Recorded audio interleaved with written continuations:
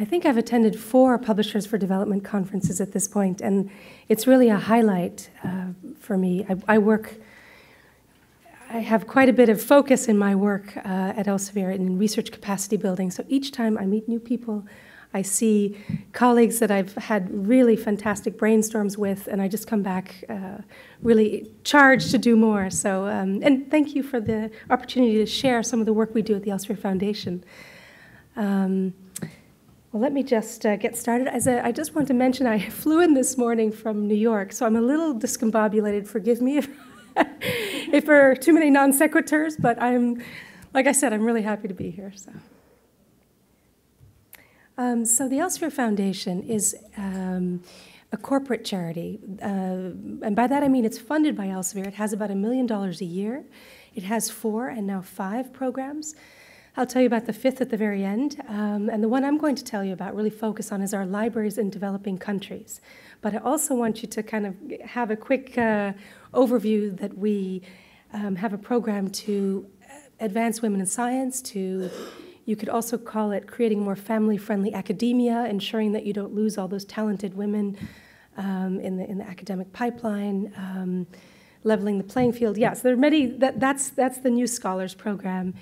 It's a grant program, and it's run in parallel with our library program.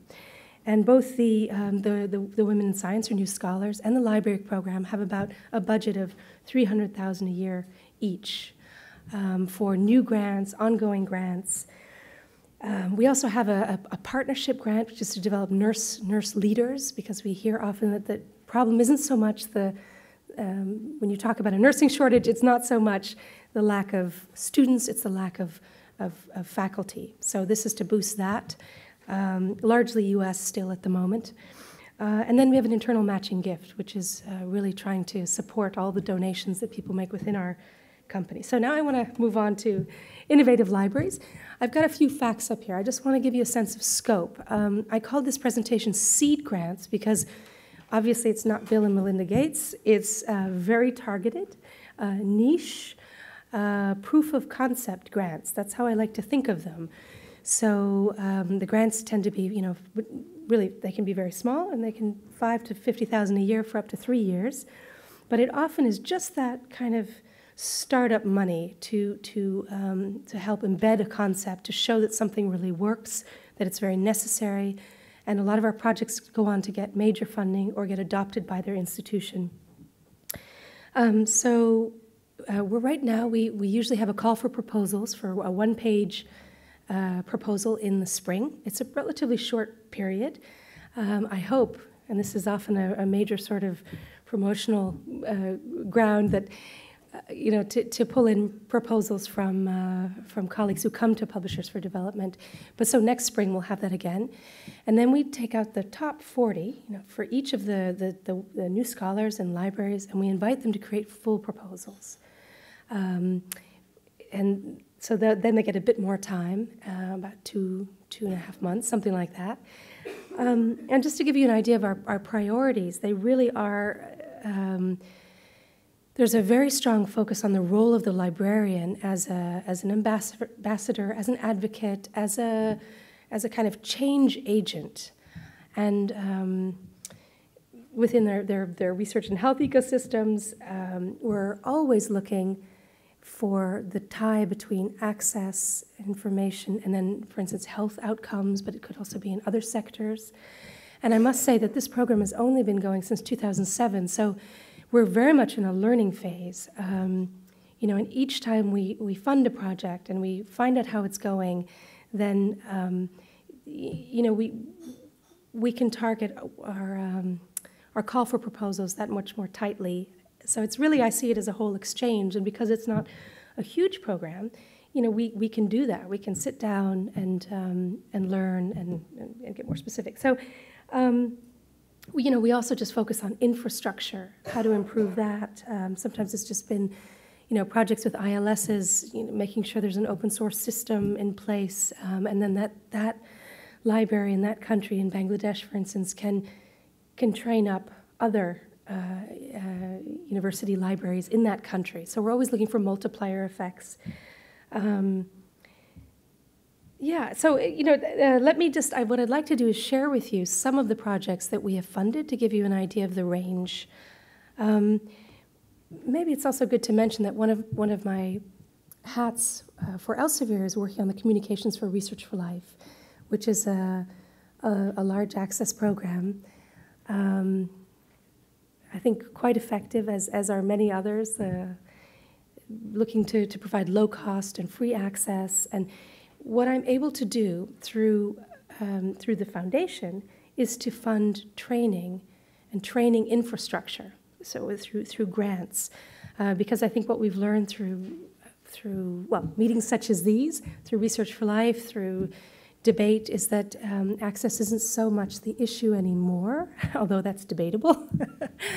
It really is about usage, awareness, and so by funding groups such as ITOCA, the Information Training and Outreach Center in Africa, or Librarians Without Borders, which comes from the Medical Library Association, we're able to kind of just support training. And the Librarians Without Borders, many of you may know Lenny Ryan, but what he's done is created the sort of the training infrastructure behind the Research for Life programs, and then worked very, very closely with other trainers within the WHO, ITOCA, many individuals.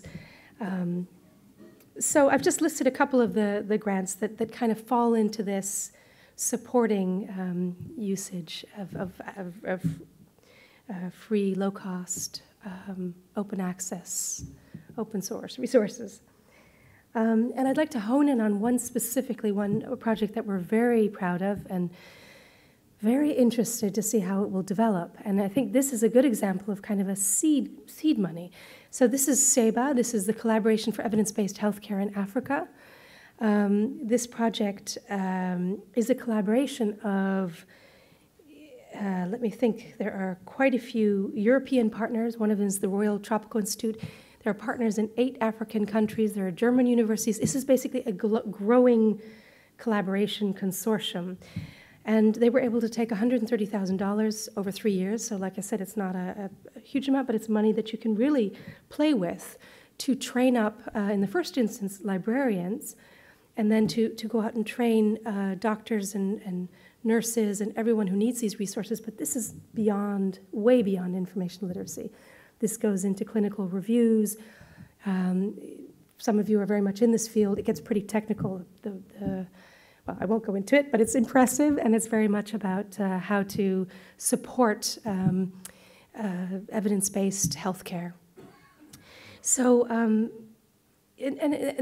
they're right now in the process of, they were able to kind of show a great deal and build it, and they've gotten a small amount of funding from the German Ministry of Higher Education, I believe, to prepare a huge proposal. So this is the kind of thing we really aim to do, is to help kind of give a step up. And if you go to the foundation website, you can watch some great interviews about this project. But anyway, I'd be very happy to put you in touch with the leads, because I think it's a very promising one that's only going to grow. Many of you will know Maria Musoke, who's a real institution, I think, in the library world in Uganda and the health librarian world in Africa. So we had a project with Makerere University with Maria leading it, and she had this wonderful idea of basically taking a librarian-led team of doctors, nurses, information specialists, and going out into the field to 9 different clinics in rural Uganda over a period of 3 years. And then there was a consultation that would take place, like, maybe they would want to focus on malaria or HIV/AIDS, and then they would do an information session for the doctors and nurses, but also for the patients. They would have sessions where they would actually treat the patients, which took a lot of coordination, but it was really about teaching the information literacy, showing them what's out there, taking their, being very, very targeted about a certain subject area, and then incorporating it into a digest, and then redistributing it several months later, coming back with this kind of journal, local journal, with best treatments and evidence-based healthcare. So Maria is now in the process of writing a book, and we're looking forward to supporting her in that process this year.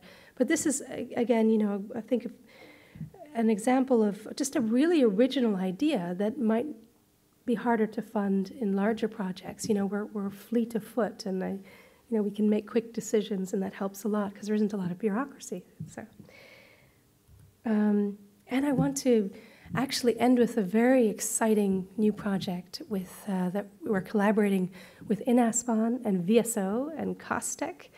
And the project is the brainchild of Lisbeth Canis from Brill, who spent 2 years in Tanzania developing this idea. And I believe she came to INASP. You might want to jump in and share some of the background. To strengthen basically the research ecosystem there. And there was this idea about basically embedding publishers and publishing staff and publishing skills. And we were really excited to look into how we could fulfill that.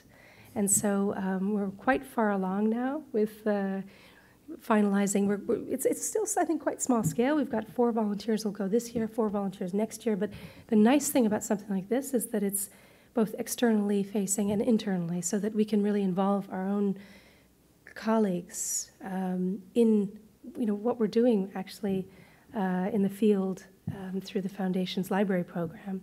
And of course, it's really exciting to partner with INAS too. So actually, I don't know, if any of you would like to comment, or Lisbeth, about this project, but maybe afterwards in the question session. But I think it's quite innovative, and I hope very much that this is an example of much more to come, and that we will be able to diversify together, and that other publishers will get involved. And so I just wanted to kind of finish with, to invite you to visit our website. We have lots of films and case studies and articles, and like I said, I see it as a kind of dialogue and a learning process to try and be effective, and with the funds that we have to really target very effective programs and projects that will multiply and we'll all learn from. So I would love to have questions and, hear what you think. Thanks very much, Ylann. Before we need to... Oh, yeah, thank you.